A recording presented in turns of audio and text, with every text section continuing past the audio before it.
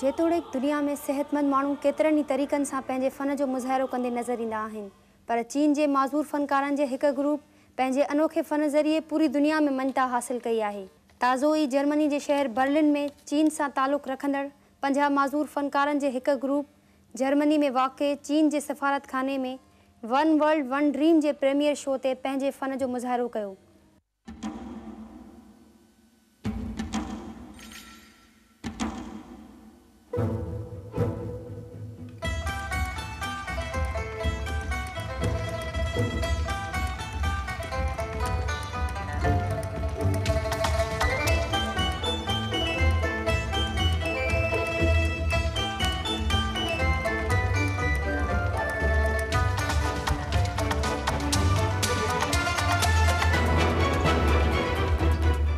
माज़ूर फ़नकारनि पंहिंजे मख़सूस ऐं मुनफ़रिद अंदाज़ सां परफॉर्म कंदे ॾिसंदड़नि खे हैरत में विझी छॾियो ऐं साबित कयो त हू कंहिं बि ॻाल्हि में कंहिंखां घटि न आहिनि ऐं हू बि ॿियनि नॉर्मल फ़नकारनि जियां सुठो परफॉर्म करे सघनि था।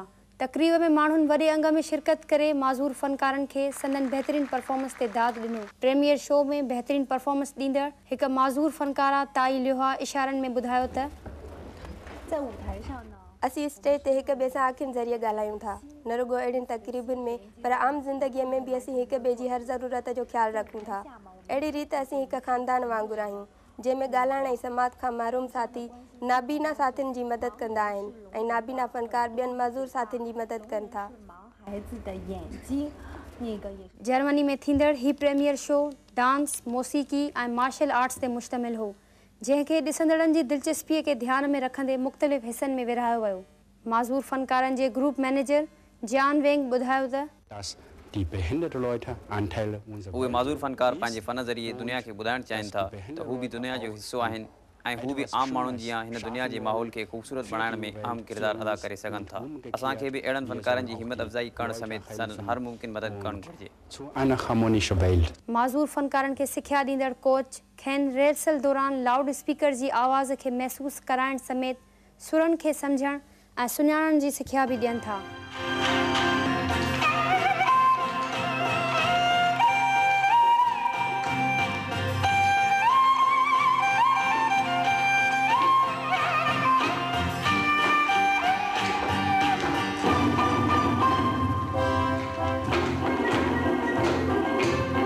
माज़ूर फ़नकारनि जो ही ग्रुप हिन खां अॻु न्यूयॉर्क ऐं सिडनी में बि परफॉर्म करे चुको आहे।